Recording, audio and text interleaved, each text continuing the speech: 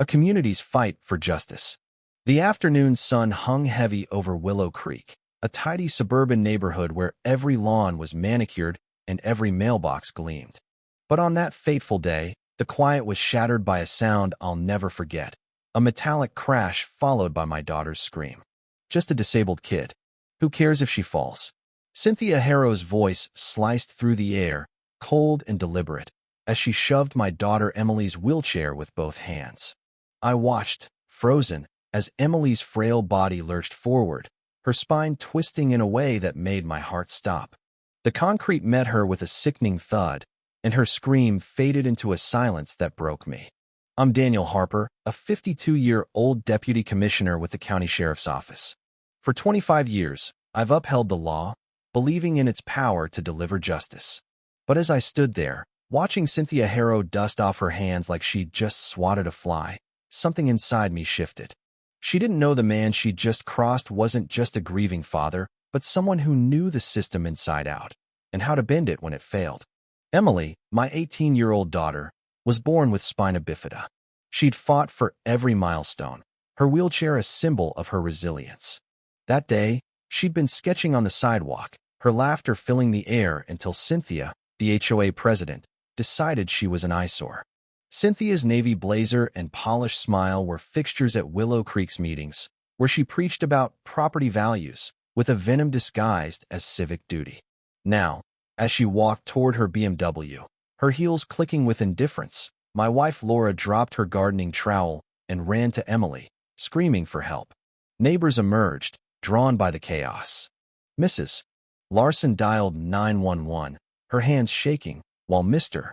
Thompson, still in his golf polo, stared in horror.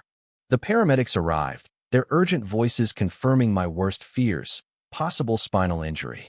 Need full immobilization. As they loaded Emily into the ambulance, Laura clinging to her hand, I stood alone, staring at the bloodstain on the concrete. Cynthia was already gone, off to her city council meeting, leaving my daughter's broken body behind. That night, in the sterile glow of Mercy Hospital's waiting room, Laura and I waited for news. Dr. Susan Reynolds, her face etched with exhaustion, delivered the blow. Emily's lower spine had 3 compressed vertebrae, with inflammation threatening her spinal cord. Months of therapy, maybe surgery, and no guarantee she'd walk again. Laura's tears soaked my hand as we sat, helpless, while Emily lay in a room filled with beeping machines, her brave smile masking her fear. I couldn't shake the image of Cynthia's cold smirk. As a deputy commissioner, I'd spent decades navigating the law, but this was personal. Across the street, I'd noticed Mrs. Evelyn Carter watching from her window, her nod suggesting she'd seen it all. That nod was the first piece of a puzzle I'd build to bring Cynthia down. The next morning, Evelyn called. "Daniel, I have something you need to see," she whispered, glancing nervously toward Cynthia's house. Her living room, pristine with perfectly fluffed pillows, housed a security monitor displaying footage from the day before. The video showed Cynthia approaching Emily, their brief exchange, and the moment she touched the wheelchair. But the angle was unclear, enough for a slick lawyer to call it an accident. My hope faltered, but Evelyn's evidence was a start. I took the footage to Michael Grant, our family lawyer, whose office walls were lined with photos of clients he'd helped rebuild their lives. "Cynthia's no ordinary bully," he warned, spreading HOA complaints across his desk. Over 5 years, she'd targeted 12 families, elderly residents, families with special needs kids, anyone who didn't fit her vision of suburban perfection. One complaint cited a wheelchair ramp as unsightly. This wasn't just an attack on Emily. It was part of a calculated campaign. Cynthia struck back fast. A letter from the Willow Creek HOA announced an emergency meeting to address disturbing allegations against her leadership. She painted us as liars exploiting a tragic accident. Her ally, HOA Vice President Greg Palmer, rallied neighbors, claiming we were out to ruin an innocent woman. Channel 5's news segment, Suburban Feud Splits Neighborhood, framed it as a he said she said, with Cynthia playing the victim in a polished interview. "My heart goes out to the Harpers," she lied, her sincerity as fake as her smile. I couldn't stay silent. Against Michael's advice, I spoke to the press on our porch, Laura by my side. Cynthia Harrow pushed my daughter because she saw her as an obstacle to her city council campaign, I said, my voice steady with 25 years of law enforcement behind it. The neighborhood split.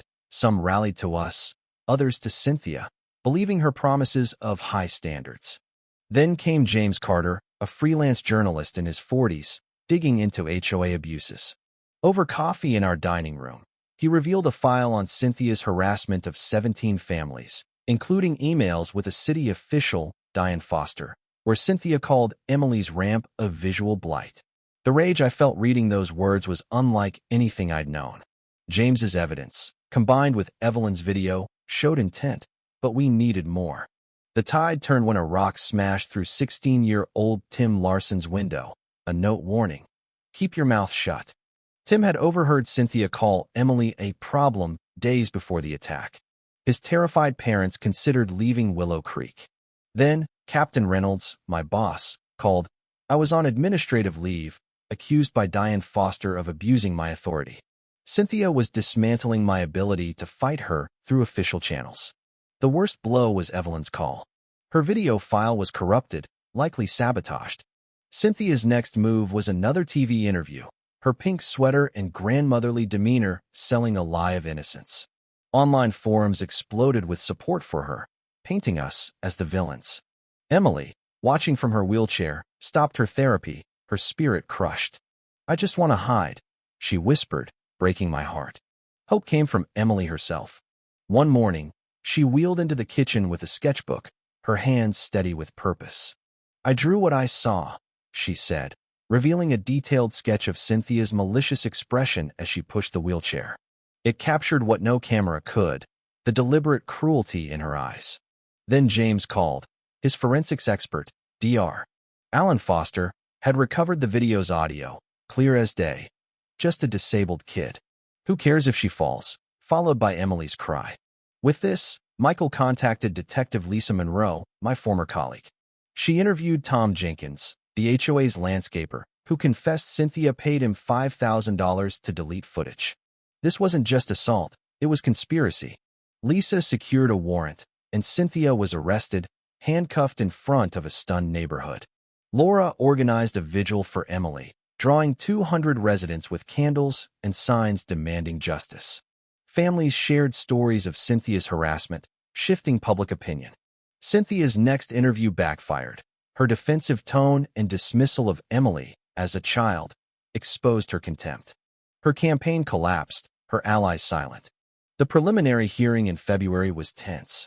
Cynthia's lawyer, Elizabeth Vaughn, a master at turning villains into victims, argued Emily's sketch was trauma-induced, the audio manipulated, and Tom's confession unreliable.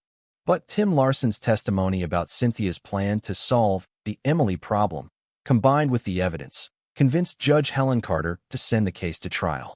The April trial was a media circus. Michael played the audio, the courtroom silent as Cynthia's words echoed. Emily's testimony, delivered with quiet strength, moved everyone. "Cynthia said I shouldn't be seen," she said, her sketch displayed for the jury. Elizabeth's cross-examination faltered against Emily's composure. When Cynthia took the stand, Michael's questioning exposed her prejudice. "Disabled people make neighborhoods look like medical facilities," she snapped, sealing her fate. After 4 hours, the jury convicted Cynthia on all charges: assault, evidence tampering, conspiracy, and hate crime enhancement. Sentenced to 3 years in prison and 500 hours of community service with disability groups, she left in handcuffs, her facade shattered. A year later, Emily swam in our backyard's adaptive pool, her recovery remarkable though incomplete. Willow Creek elected a new HOA president, Edward Mills, who built accessible pathways and banned discriminatory rules. Laura and I founded Emily's Access Foundation, helping 500 families with home modifications. Emily's law passed, mandating HOA reforms statewide. James's reporting sparked national HOA investigations, and Tim, now a journalism student, spoke at events about courage. Surprisingly, Cynthia, after 18 months in prison, began volunteering beyond her sentence, training as an accessibility consultant. I couldn't forgive her, but her change gave me hope. At Willow Creek's Community Day, Emily's designs celebrated inclusion. I spoke to a diverse crowd, realizing justice wasn't just Cynthia's punishment, but our community's transformation. The yellow door of Cynthia's old house, now home to a family with autistic twins, symbolized our victory. This wasn't just our fight. It's a call to stand against injustice. Share your thoughts below. How do you view violence and unfairness in your community? Have you faced bullies like Cynthia? Let's discuss what justice means to you.